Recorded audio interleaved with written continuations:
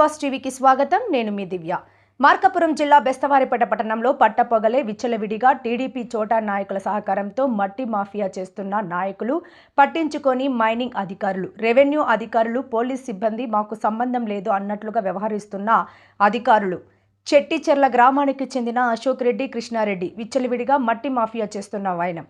ఈ విషయంపై విశ్వాస్ న్యూస్ ప్రతినిధి అశోక్ రెడ్డిని వివరణ అడగగా, మాకు రాజకీయ పలుకుబడి ఉంది, అధికారుల సపోర్టు ఉంది అంటూ విలేకరులను బెదిరిస్తున్న వైనం. నా అన్న తీగురెడ్డి భూపాల్ రెడ్డి, మా అన్న పేరు చెప్తే నీకు ఉచ్చలు పడతాయని విలేకరులను బెదిరిస్తున్న వైనం.